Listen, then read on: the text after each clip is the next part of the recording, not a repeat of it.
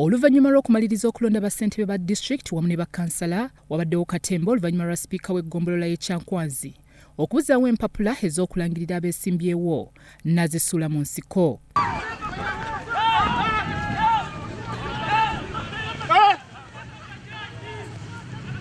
Bino byabaddewo eggulo ku Town Council y'e Kyankwanzi mu disitulikiti y'e Kyankwanzi oluvannyuma lw'okukizuula nga waatasobodde kuyitamu. Kitambudde bulungi naye eggombolola 19 newentambuddeko mu ggombolola nga 12 ndabye tewali busibu jako mu ggombolola ezebbiri naye tugenda kubitunulamu tubirabe kubanga Electoral Commission yatuwa obuyinza Dr. Tango Odoi nti aba District Executive DEC etunenga mu nsonga ezo eziri mayina okusinga okuziwanvuya okuzitwala ku headquarter. Abalonzi bagamba nti okulonda mu disitulikiti y'e Kyankwanzi tekubadde kwa bwenkanya.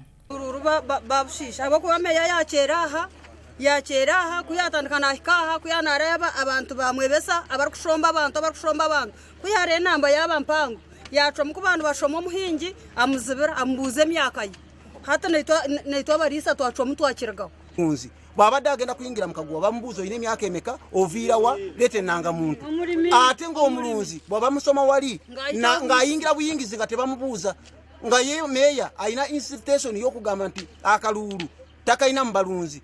Bwemala okusoma nti muregisita nga mukulu meeya nga gwatategedde obulungi nga muyita n'amubuuza gwane amanyago olina emyaka emeka. Kati bwe nabagambye nti ekyo gwe tutakaanyaako oba gwe batakaanyaako asooka dde ebbali tujja mulaba oluvannyuma tulabe nanyini linnya kubanga baddaga nti osobola okusoma omuntu ne muyingiramu omuntu omulala.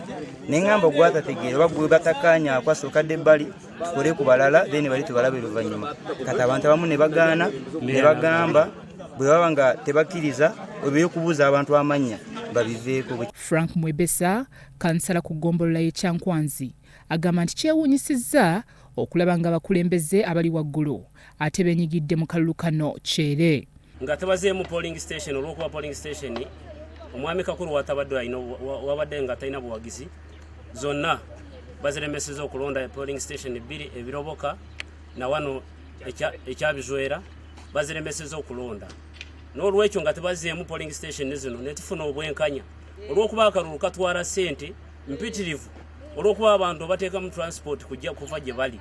Akulira okulonda Vincent Mpaji atukakasizza nga wali mu kukola obutaweera okulaba ng'atereza embeera.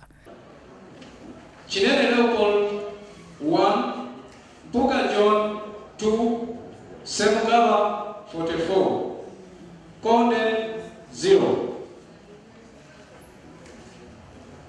Bugoni Village, Semugaba Samuel 78, Kinene Gawulira 0, Mpuga John 14, Konde Wilson 0.